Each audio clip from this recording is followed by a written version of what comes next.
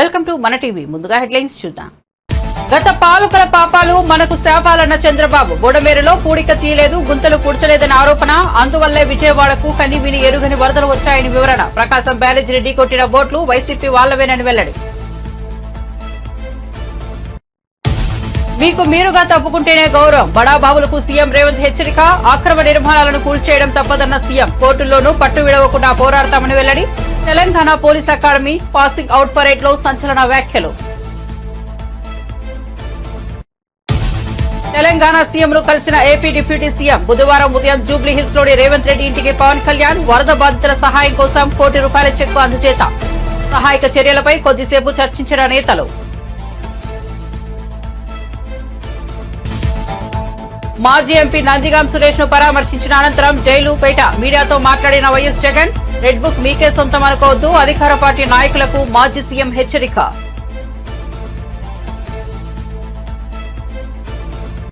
Bengaluru palace లో కూర్చునే వాళ్లకు ప్రజల కష్టాలు ఏం తెలుసన్న ఏపీ మంత్రి. వర్షాలు వరదలతో ఏపీ ప్రజలు అల్లాడుతుంటే వైసీపీ అధినేత వైఎస్ జగన్ రాజకీయాలు చేస్తున్నారని మండిపల్లి ఎద్దేవా.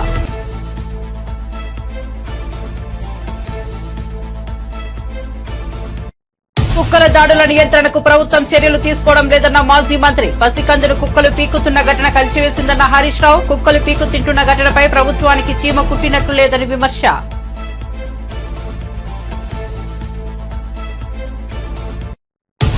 ప్రతిపక్ష భారత్ రాష్ట్ర సమితికి చెందిన శాసనసభ్యుడు పాడి కౌశిక్ రెడ్డి ఘాటు విమర్శలు. కాంగ్రెస్ పార్టీలో చేరిన సొంత పార్టీ ఎమ్మెల్యేలపై నిప్పులు.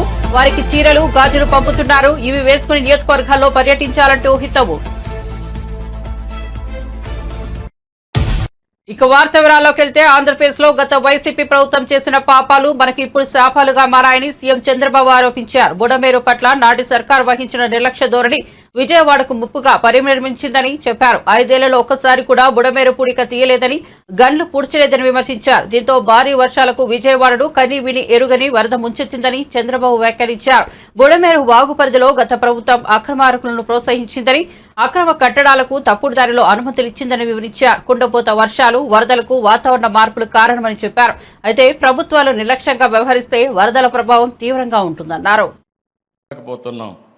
తిండి అందించలేకపోతున్నాం.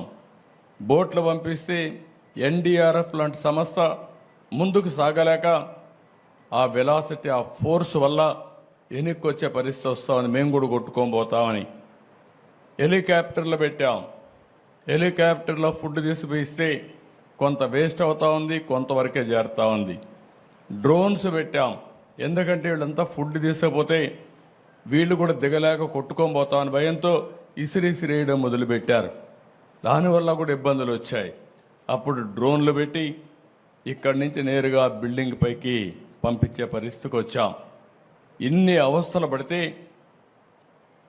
ఏదైతే వైఎస్ఆర్ కాంగ్రెస్ పార్టీ ఒక పేపర్ పెట్టుకొని విషయం జిమ్ముతున్నారు అంటే, ఓడిపోయారు కాబట్టి, ప్రజలు ఓడించారు కాబట్టి ఈ ప్రజలపైన ద్వేషం పెంచుకొని ఏదో ఒక విధంగా నష్టం చేయాలని ఆలోచించే పార్టీ నియమనాలు నాకైతే అర్థం కావడం లేదు.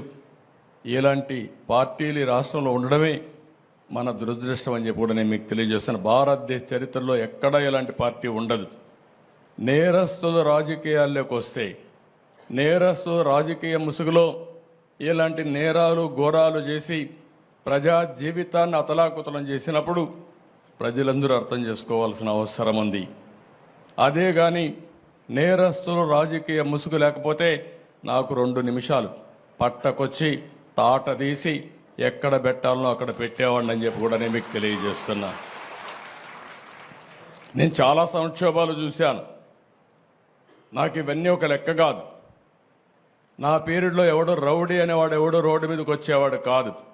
ఒకే మాట చెప్పాను, ఎవరైనా రౌడీ అనేవాడు రోడ్డు మీదకి వచ్చేదానికి వీలు లేదు, ఈ రాష్ట్రంలో ఉండడానికి వీలు లేదని చెప్పి నిర్మోహమాటంగా యాక్ట్ చేసి రౌడీయిజాన్ని, అంత మునుపంత గల్లీకి ఒక లీడర్ ఉండేవాడు, అటు తెలంగాణలో కానీ ఇటు ఆంధ్రప్రదేశ్లో కానీ ఆ 9 సంవత్సరాలు రౌడీలు లేకుండా చేశాను. రాయలసీమ మొత్తం ముఠాలు ఒకరినొకరు కొట్టుకోరు చనిపోయేవాళ్ళు, కక్షలు పెంచుకునేవాళ్ళు, తరతరాలుగా ఆ కక్షలు కొనసాగేటివి. ఒకే మాట చెప్పాను, మా పార్టీ మీ పార్టీ అని లేదు, ఎవరైనా ఒకటే ముఠా నాయకుడిగానే చూస్తారని ముఠాలు అణిచివేశాను. ఈరోజు రాయలసీమలో ముఠాలు లేవు. కమ్యూనల్ వైలెన్స్, మత విద్వేషాలు రెచ్చగొట్టే ఎవరైనా సరే వాళ్ళ మీద ఒక మాటలో చెప్పాలంటే కఠినంగా వ్యవహరించాలి. అక్రమ నిర్మాణాలను ఎట్టి పరిస్థితుల్లోనూ వదిలిపెట్టబోమని, కూల్చివేత తప్పదని తెలంగాణ ముఖ్యమంత్రి రేవంత్ రెడ్డి పేర్కొన్నారు. ప్రాజెక్టుల వద్ద ఫామ్ హౌస్లు కట్టుకుంటూ డ్రైనేజీని గండిపేటలో కలుపుతున్నారని ఆరోపించారు. అలాంటి వాళ్లు అక్రమ నిర్మాణాల గురించి తమకు తాముగా తప్పుకుంటే గౌరవంగా ఉంటుందని చెప్పారు. నిబంధనలను బేఖాతరు చేస్తూ కట్టిన నిర్మాణాలను కూల్చివేయడం తప్పదన్నారు. వాటిపై కోర్టుకు వెళ్లినా విడిచిపెట్టే సమస్య లేదని, న్యాయస్థానాల్లోనూ పోరాడతామని స్పష్టం చేశారు. బుధవారం తెలంగాణ పోలీస్ అకాడమీలో నిర్వహించిన పాసింగ్ అవుట్ పరేడ్ లో సీఎం రేవంత్ రెడ్డి పాల్గొన్నారు. ఈ సందర్భంగా ఆయన మాట్లాడుతూ నాలాలను ఆక్రమించుకోవడంతో వరదలు వచ్చి పేదల ఇళ్లు నీట మునుగుతున్నాయని అన్నారు. చెరువులు, నాలాలను ఆక్రమించి కట్టిన వాటిని తొలగించేందుకే హైడ్రాను ఏర్పాటు చేశామని వివరించారు. చెరువుల పూర్వ స్థితిలోకి తీసుకొచ్చేందుకు కృత నిశ్చయంతో ఉన్నామని అన్నారు. ఆక్రమణలు తొలగించి మూసీ రివర్ ఫ్రంట్ అభివృద్ధి చేస్తామన్నారు. మూసీ పరివాహక ప్రాంతంలోని 11,000 మంది నిరుపేదలకు డబుల్ బెడ్రూమ్ ఇల్లు కట్టించి ఇస్తామని రేవంత్ రెడ్డి హామీ ఇచ్చారు. డ్రైనేజ్ కనెక్షన్ లేదు, వాళ్ళ డ్రైనేజ్ తీసుకొచ్చి గండిపేట నీళ్ళలో కలిపిండు. వాళ్ళు వాడిన డ్రైనేజ్ నీళ్లు గండిపేట నీళ్ళలో కలిస్తే ఆ నీళ్లు తాగడానికి నగరానికి ఇస్తున్నాం. నేను అడుగుతున్న మిత్రులారా, ఇవాళ మీరు చెప్పండి, ఎవరో బలిసినోడు కట్టుకున్న ఫామ్ హౌస్ డ్రైనేజ్ నీళ్లు గండిపేట తాగి నీళ్ళలో కలుస్తుంటే ఆ నీళ్ళని నగర ప్రజలకు తాగడానికి ఇస్తే ముఖ్యమంత్రిగా నేను వైఫల్యం చెందినట్టు కాదా? ఒక్కసారి ఆలోచన చేయండి. భవిష్యత్ తరాలకు అందించాల్సిన బాధ్యత చెరువులు, కుంటలు, నాలాలను ఎవరెవరో ఆక్రమించుకుంటే వాళ్ళ ఆక్రమణలో చెరబడితే ఇవాళ నగరం మీద ఉప్పెనై వరదలు వస్తున్నాయి. ఆ వరదలు ఎక్కడికి వెళ్తున్నాయి? బస్తీలో ఉన్న పేదోళ్ళ ఇళ్లకు పోతున్నాయి. పేదోళ్ళు జీవితకాలం కష్టపడి సంపాదించుకున్న ఫ్రిడ్జ్, టీవీ, మంచము, బట్టలు, కట్టుకున్న బట్టలతో సహా అర్ధరాత్రి పూట వాళ్ళ ఇళ్లకు నీళ్లు వస్తే తడిసి ముద్దయి అనాథలాక రోడ్డు మీద నిలబడాల్సిన పరిస్థితులు వచ్చినాయి. మున్నేరు వాగు పక్కన ఖమ్మంలో అయినా, వరంగల్ జిల్లాలో అయినా, హైదరాబాద్ నగరంలో అయినా, కృష్ణానది ఒడ్డున మునిగే ప్రాంతాలైనా దుర్మార్గులు ఆక్రమించుకున్న చెరువుల వల్లనే ఇవాళ వరదలు వస్తున్నాయి. అందుకే హైడ్రాను ప్రారంభించడం. హైడ్రా స్పెషల్ టాస్కే ఈ చెరువులను ఆక్రమించిన వాళ్ళను చెరబట్టాలని, చెరబట్టిన వాళ్ళ నుంచి విడిపించాలని, అలాంటి వాళ్ళను అవసరమైతే చెరసాలకు తోలాలనేది నా ప్రభుత్వ విధానం. అందులో ఎంత గొప్ప వ్యక్తులున్నా, ఎంత మహామహులున్నా వాళ్ళు చెరువులను వదలక తప్పదు.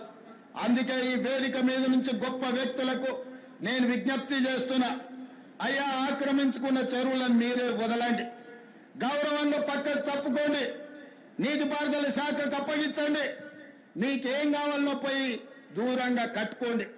లేకపోతే ఉన్న పలంగా నేల మట్టం కూలుతాయి, కూలగొట్టే బాధ్యత నేను తీసుకుంటా.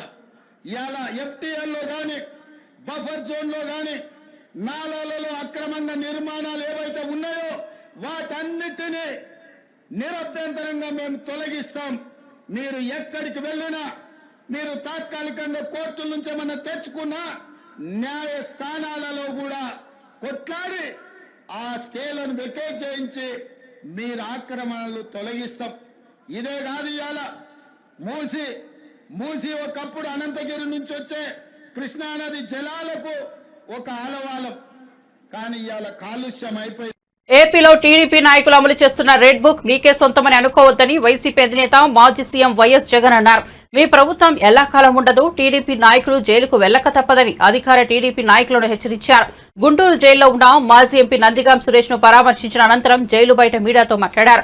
రెడ్ బుక్ పేరిట తప్పుడు సంప్రదాయానికి బీజం వేస్తున్నారని, ఈ తప్పుడు సంప్రదాయం రాబోయే రోజుల్లో సునామీలా వస్తుందని, ఆ రోజు ఇదే జైల్లో మీ వాళ్ళందరూ ఉంటారని హెచ్చరించారు. మీ ప్రభుత్వం ఎల్లకాలం ఉండదని, ఇవన్నీ తాత్కాలికమే, మీరు భూస్థాపితం అయ్యే రోజులు వస్తాయని అన్నారు. విజయవాడ వరదలను డైవర్ట్ చేయాలని బోటు వివాదం చేస్తున్నారని ముఖ్యమంత్రి చంద్రబాబుపై మండిపడ్డారు. తెలుగుదేశం పార్టీ కార్యాలయంలో తెలుగుదేశం పార్టీ అధికార ప్రతినిధి ముఖ్యమంత్రిని ఆ రోజు అన్న మాట లంజా కొడక అని.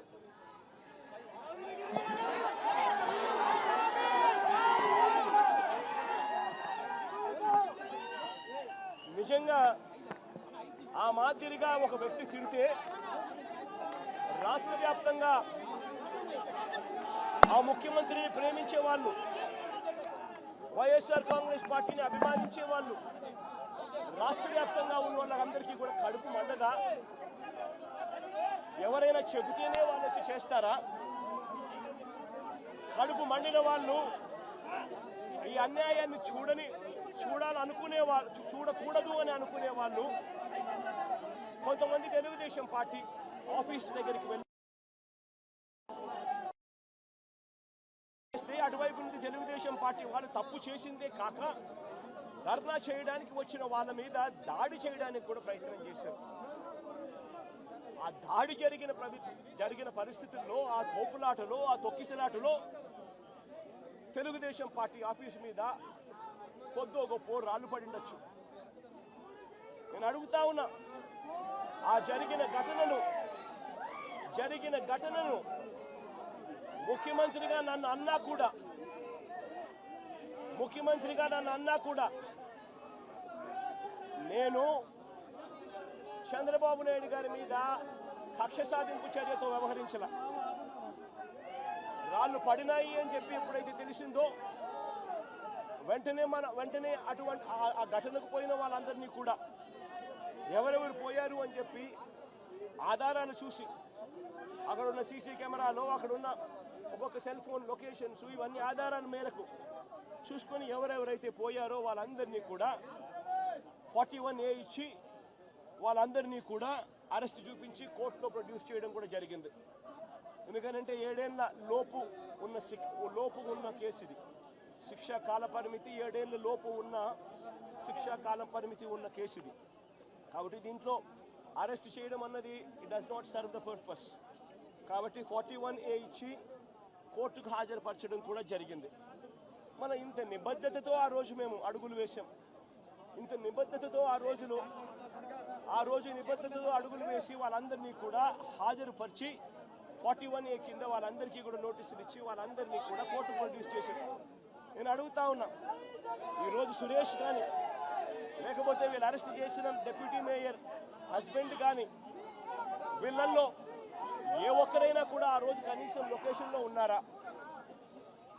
వీళ్ళ సెల్ ఫోన్లు ఎక్కడున్నాయో ట్యాగ్ చేస్తే తెలియదా? తెలుగుదేశం పార్టీ ఆఫీసులో సీసీ కెమెరాలు ఉంటాయి. వర్షాలు వరదలతో ఏపీ ప్రజలు అల్లాడుతుంటే వైసీపీ అధినేత వైఎస్ జగన్ రాజకీయాలు చేస్తున్నారని ఏపీ మంత్రి మండిపల్లి రాంప్రసాద్ రెడ్డి మండిపడ్డారు. వరదలతో ఏపీ ప్రజలు అల్లాడుతుంటే వైసీపీ అధినేత వైఎస్ జగన్ రాజకీయాలు చేస్తున్నారని ఏపీ మంత్రి మండిపల్లి రాంప్రసాద్ రెడ్డి మండిపడ్డారు. మంగళగిరి టీడీపీ కార్యాలయంలో ఆయన బుధవారం మీడియా సమావేశంలో మాట్లాడారు. విజయవాడ వాసులు 12 రోజులుగా వరదల్లో బిక్కుబిక్కుమంటూ కాలం వెళ్లదీస్తే వారిని పరామర్శించకుండా జైలులో ఉన్న మాజీ ఎంపీ నందిగం సురేష్ ను పరామర్శించడం సిగ్గుచేటన్నారు. బెంగళూరు ప్యాలెస్ లో కూర్చునే వాళ్లకు ప్రజల కష్టాలు ఏం తెలుస్తాయని ఆరోపించారు. ప్రజలు కష్టాల్లో ఉంటే జగన్ కు రాజకీయాలు కావాల్సి వచ్చిందా అంటూ నిలదీశారు. ప్రకాశం బ్యారేజ్ అంటే కృష్ణా గుంటూరు జిల్లా వాసులకు ఒక జీవనాడి లాంటిది. ఎందుకంటే దానివల్ల సుమారు 20 లక్షల ఎకరాల భూములకు నీరందిస్తున్నాం, లక్షలాది మందికి తాగునీరు కూడా ఇస్తున్నామంటే అది కేవలం ప్రకాశం బ్యారేజ్ వల్లే. ఈరోజు వర్షాలతో ప్రకాశం బ్యారేజ్ పూర్తిగా నిండిపోతే ఆ బ్యారేజ్నే నామరూపాలు లేకుండా చేయాలని కుట్ర పందింది ఎవరో మీ అందరికీ తెలియజేస్తున్నాం. ముఖ్యంగా జగన్మోహన్ రెడ్డి అనే వ్యక్తి ప్రభుత్వాన్ని కోల్పోయిన తర్వాత, ప్రతిపక్షం లేక ఉన్న తర్వాత ఇలాంటి ఎన్నో దుర్మార్గమైన చర్యలకు ఆయన యొక్క నాయకులైతేనే పాల్పడుతున్నారంటే దాంట్లో ఏ విధమైన అతిశయోక్తి లేదు. ఎందుకంటే దానికి ఉదాహరణే మొన్న 10 రోజుల ముందు జరిగిన విషయాలన్నీ మీ దృష్టికి తీసుకొని పోతున్నా. ముఖ్యంగా ఆ రోజు సెప్టెంబర్ 2వ తారీఖున భారీ వర్షాల వల్ల ప్రకాశం బ్యారేజ్ నిండడం జరిగింది. ఆ రోజున తెలుగుదేశం పార్టీ ప్రభుత్వం ఉంది. ఇప్పుడు ప్రతిపక్షంలో ఉన్న జగన్మోహన్ రెడ్డి అనుచరులు ఎవరైతే ఉన్నారో తలసిల రఘురాం, ఆయన గురించి మీకు చెప్పనవసరం లేదు. గత 5 సంవత్సరాల ముందు ప్రభుత్వం ఎప్పటి నుంచి ఉన్నిందో అప్పటి నుంచి ఇప్పటి వరకు కూడా జగన్మోహన్ రెడ్డికి పర్సనల్ అసిస్టెంట్గా ఒక ఎమ్మెల్సీగా వ్యవహరిస్తున్న అతను తలసిల రఘురామ్ అంటే, ఆ తర్వాత నందిగామ సురేష్ జీవితం అంతా ఒక క్రైమ్ స్టోరీ. ఎందుకంటే ఆ రోజు తెలుగుదేశం పార్టీ ఆఫీస్ పైన దాడి చేసిన దాంట్లో ముఖ్య కుట్ర పొందిన వాళ్ళలో ముఖ్య వ్యక్తి ఎవరన్నా ఉన్నారంటే అది ఆయన నందిగామ సురేష్. ఈరోజు ఆయన కటకటాల పాలవడం కూడా జరిగింది. అలాగే వాళ్ళ కోమటి రామ్మోహన్, ఉషాద్రి వీళ్ళంతా పక్కా వైసీపీకి చెందినవారు కాదా అని నేను జగన్మోహన్ రెడ్డిని అడుగుతున్నా. మీరు చేసింది ఏంటంటే తెలుగుదేశం పార్టీ అధికారంలోకి వచ్చి ఇలాంటి విపత్తులు సంభవించిన రోజు మేము ఆ ప్రభుత్వం ప్రజలకు అండగా ఉండామని చెప్పి మేము ఒక పక్కల కష్టపడి పని చేస్తూ ఉంటే నీ యొక్క నాయకులు చేస్తున్న రాద్ధాంతం ఏం చెప్తున్నా మేము ముందరికి తీసుకొస్తున్నాం. ఆ రోజు గుంటూరు జిల్లాకు సంబంధించిన పడవలు ఏవైతే 3 పడవలు సుమారు ఒక్కొక్క పడవ 50 టన్నులు ఉంటుంది. 120 బీఆర్ఎస్ పార్టీలో ఎమ్మెల్యేగా గెలిచిన కాంగ్రెస్ పార్టీలో చేరిన ఎమ్మెల్యేలపై పాడి కౌశిక్ రెడ్డి తీవ్ర స్థాయిలో మండిపడ్డారు. ఇటీవల పార్టీ మారిన ఎమ్మెల్యేలపై స్పీకర్ 4 వారాల్లోగా చర్యలు తీసుకోవాలని హైకోర్టు తీర్పునిచ్చిన విషయం తెలిసిందే. కాగా కోర్టు తీర్పుపై పార్టీ మారిన ఎమ్మెల్యేలు స్పందించిన తీరును బీఆర్ఎస్ ఎమ్మెల్యే కౌశిక్ రెడ్డి ఖండించారు. అలాగే వారికి చీరలు, గాజులు పంపుతున్నారని హైదరాబాద్ లోని తెలంగాణ భవన్లో ఏర్పాటు చేసిన మీడియా సమావేశంలో తెలిపారు. ఈ సందర్భంగా ఆయన మాట్లాడుతూ పార్టీ మారిన 4 ఎమ్మెల్యేలకు దమ్ముంటే రాజీనామా చేసి ఉప ఎన్నికలకు రావాలని కౌశిక్ రెడ్డి సవాల్ విసిరారు. అలాగే ఖైరతాబాద్ ఎమ్మెల్యే దానం నాగేందర్ పూటకో పార్టీ మారుతున్నారని, అతన్ని పార్లమెంట్ ఎన్నికల్లో ప్రజలు రిజెక్ట్ చేశారని, త్వరలో దానం శాశ్వతంగా మాజీ ఎమ్మెల్యేగా నిలిచిపోతారని చెప్పుకొచ్చారు. కడియం శ్రీహరి కూడా చీటర్ అని, ఆయనకు ఉప ఎన్నికల్లో డిపాజిట్ కూడా దక్కదని జోషం చెప్పారు. హైకోర్టు తీర్పుతో ఎమ్మెల్యే ఎరకపూడి గాంధీ మాటలు మారుస్తున్నారని, ఆయన నకిలీ గాంధీగా మారిపోయారని, ఇంకా బీఆర్ఎస్ లో ఉంటే తెలంగాణ భవన్ కు రావాలని బీఆర్ఎస్ ఎమ్మెల్యే పాడి కౌశిక్ రెడ్డి సవాల్ విసిరారు. ఇలా దానం నాగేందర్ గారు మాట్లాడింది స్టేట్మెంట్ ఆంధ్రజ్యోతిలో నేను చూసిన. బీఆర్ఎస్ పార్టీ అట బిచ్చగాలన్నమాట. మిస్టర్ దానం నాగేందర్ సాబ్, బిచ్చగానివి నువ్వు, అది మేమన్నే. మీ ముఖ్యమంత్రి నువ్వు బిచ్చగానివి దివాన్ షా బార్ దగ్గర బీడీలు అమ్ముకుంటున్నావు అని అన్నది మీ ముఖ్యమంత్రి రేవంత్ రెడ్డి గారు. దానం నాగేందరు పంచకుట చౌరస్తల దివాంచి దగ్గర బీడీలు అమ్మేటోడు. బిచ్చగాను అనేది నువ్వు, మేం కాదు కదా. పూటకో పార్టీ, పూటకో మాట ఉండేటోనివి నువ్వు కదా. కాంగ్రెస్ పార్టీలో ఉన్నావు, దాని తర్వాత తెలుగుదేశం పార్టీ పోయినావు, దాని తర్వాత మళ్ళా కాంగ్రెస్ పార్టీకి వచ్చినావు, మళ్ళా తర్వాత మళ్ళా బీఆర్ఎస్ పార్టీకి వచ్చినావు, మళ్ళా కాంగ్రెస్ పార్టీ పోయినావు. You are named as a cheater of Hyderabad. నీకంటే పెద్ద చీటర్ ఈ ప్రపంచంలోనే లేడు. ఫ్రస్ట్రేషన్ లో మాట్లాడుతా ఉన్నావు. మొన్న ఈ పార్టీలో చీట్ చేసి పోయి కాంగ్రెస్ పార్టీ నుంచి సికింద్రాబాద్ పార్లమెంట్ గా చేస్తే ప్రజలు నీకు బుద్ధి చెప్పిర్రు. రేపు నువ్వు ఎమ్మెల్యేగా కాదు మాజీ ఎమ్మెల్యేగా శాశ్వతంగా మిగిలిపోతావు. గ్యారెంటీ నాగేందర్ రాసి పెట్టుకో అని చెప్తా ఉన్నాను. ఇక కడియం శ్రీహరి మాట్లాడిండు. 2వ బెంచ్ ఉన్నదట, 3వ బెంచ్ ఉంటుందట. అరే మీకు సిగ్గులు శరాలు లేవా? నేను అడుగుతున్న పార్టీలు మారిన వాళ్ళే లేవా? మీకు సిగ్గు శరము లజ్జ మానం ఇజ్జత్ లేని వాళ్ళ మీరు మొగోళ్లే కదా, పెద్ద పిగుడుగాలే కదా మీరంతా. మరి మీకు దమ్ముంటే రాజీనామా చేసి ఎలక్షన్ రా, ప్రజలు జవాబు చెప్తారు కదా. కడియం శ్రీహరి గారు పచ్చి మోసగాడు. ఏదో నేను పెద్ద క్యారెక్టర్ మనిషిని, నాకు బాగా క్యారెక్టర్ ఉందని చెప్పుకొని బిల్డప్ ఇస్తాడు. ఆయనంత పెద్ద చీటర్ని ఈ ప్రపంచంలో నేను చూడలేదు. ఎందుకంటే పార్లమెంట్ క్యాండిడేట్ గా మేము డిక్లేర్ చేసినప్పుడు పొద్దున వస్తాడు, కేసీఆర్ గారి దగ్గర బ్యాగులు తీసుకొని పోతారు, సాయంత్రం పోతాడు, పోయి కండవ కప్పుకుంటాడు కాంగ్రెస్ పార్టీ. ఇదా నీ character? Your a cheater, your a characterless fellow. నీకు క్యారెక్టరే లేదు. ఇంకా నువ్వు ఏదో పెద్ద నీతులు మాట్లాడాల్సిన అవసరం ఏం లేదు. నీ స్టేషన్ పూర్ ఎలక్షన్లలో నువ్వు గెలుచుడు దేవుని గిరిగా, కానీ డిపాజిట్ తెచ్చుకో, డిపాజిట్ తెచ్చుకో. నువ్వే మొగను అయితే పో.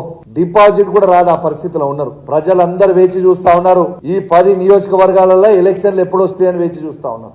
వరద ప్రభావిత ప్రాంతాల పరిశీలనలో భాగంగా ముఖ్యమంత్రి చంద్రబాబు బుధవారం గోదావరి జిల్లాల పర్యటనకు వెళ్లారు. ఏలూరు జిల్లాలో వర్షాలకు దెబ్బతిన్న ప్రాంతాలను ఆయన పరిశీలించారు. కొల్లేరు పరివాహక ప్రాంతాలను విహంగ వీక్షణం ద్వారా పరిశీలించారు.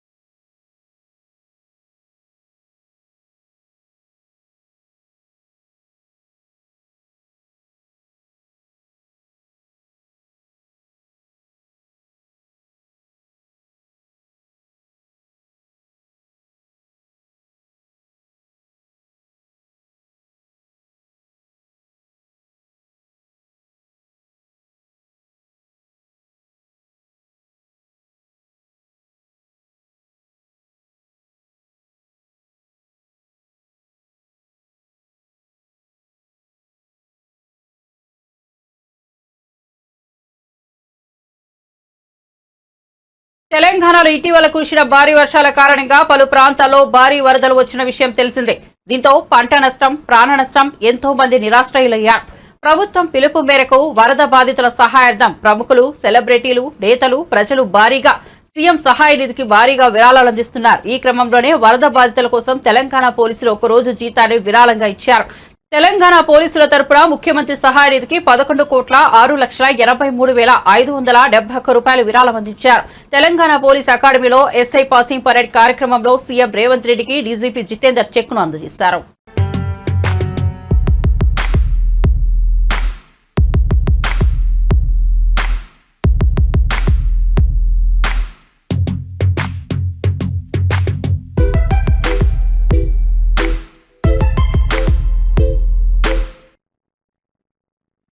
ఆంధ్రప్రదేశ్ ఉప ముఖ్యమంత్రి, జనసేన చీఫ్ పవన్ కళ్యాణ్ బుధవారం తెలంగాణ ముఖ్యమంత్రి రేవంత్ రెడ్డిని కలిశారు. జూబ్లీహిల్స్ లోని రేవంత్ రెడ్డి నివాసానికి వెళ్లిన పవన్ సీఎంతో మర్యాదపూర్వకంగా భేటీ అయ్యారు. తెలుగు రాష్ట్రాలను వణికించిన వరదలపై ఇరువురు నేతలు చర్చించుకున్నారు. వరదల నేపథ్యంలో బాధితులను ఆదుకోవడానికి తెలుగు రాష్ట్రాలకు పవన్ కళ్యాణ్ భారీ విరాళాలను ప్రకటించిన సంగతి తెలిసిందే. తెలంగాణలోని వరద బాధితులను ఇటీవల ఆయన ₹1 విరాళం ప్రకటించారు. తాజాగా బుధవారం ఈ మొత్తానికి సంబంధించిన చెక్కును తెలంగాణ సీఎం రేవంత్ రెడ్డికి అందజేశారు. ముఖ్యమంత్రి సహాయ నిధికి ₹1 ఇచ్చారు. అనంతరం వరద ప్రభావిత ప్రాంతాల్లో చేపడుతున్న సహాయక చర్యలపై కొద్దిసేపు చర్చించినట్లు సమాచారం.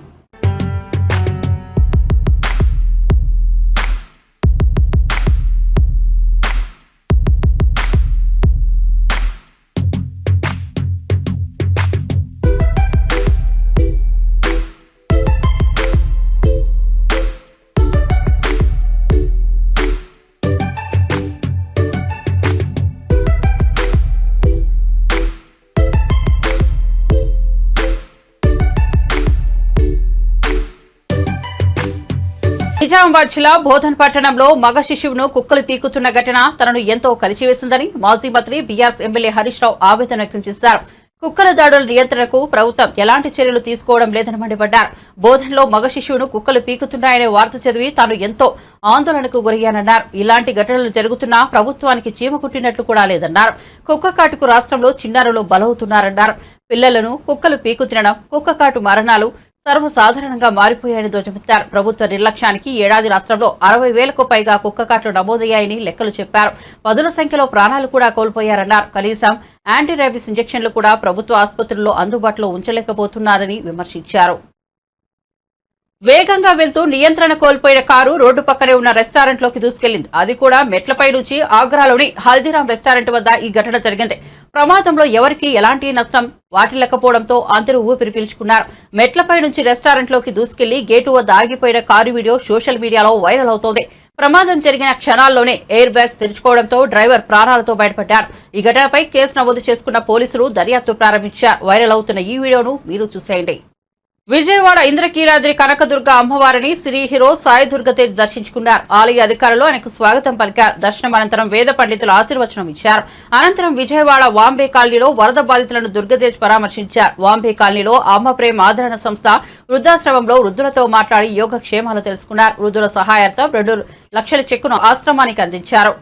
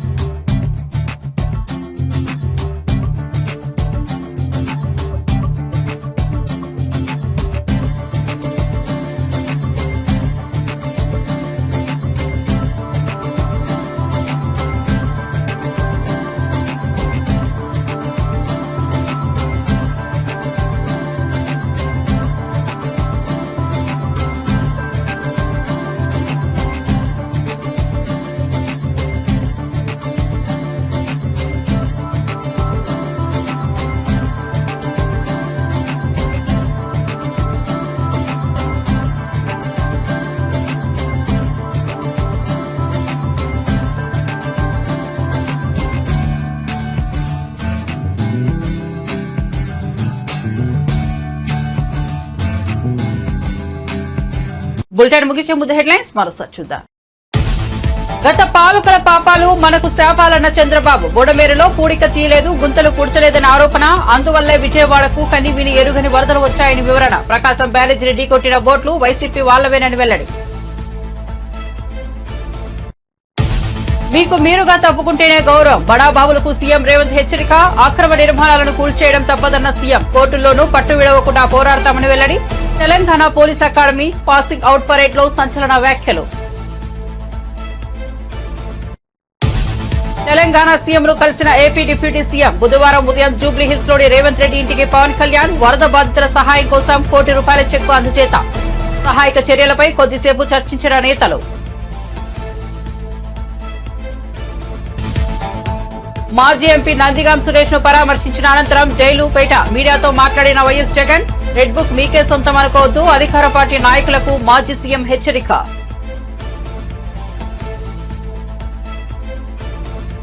బెంగళూరు ప్యాలెస్ లో కూర్చునే వాళ్లకు ప్రజల కష్టాలు ఏం తెలుసన్న ఏపీ మంత్రి. వర్షాలు వరదలతో ఏపీ ప్రజలు అల్లాడుతుంటే వైసీపీ అధినేత వైఎస్ జగన్ రాజకీయాలు చేస్తున్నారని మండిపల్లి ఎద్దేవా.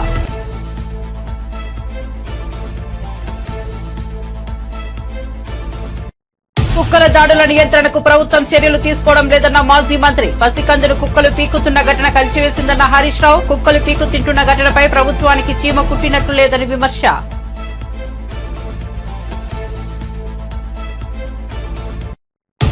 ప్రతిపక్ష భారత్ రాష్ట్ర సమితికి చెందిన శాసనసభ్యుడు పాడి కౌశిక్ రెడ్డి ఘాటు విమర్శలు. కాంగ్రెస్ పార్టీలో చేరిన సొంత పార్టీ ఎమ్మెల్యేలపై నిప్పులు. వారికి చీరలు గాజులు పంపుతున్నారు. ఇవి వేసుకుని నియోజకవర్గాల్లో పర్యటించాలంటూ హితవు. మరిన్ని అప్డేట్స్ కోసం చూస్తూనే ఉండండి మన టీవీ.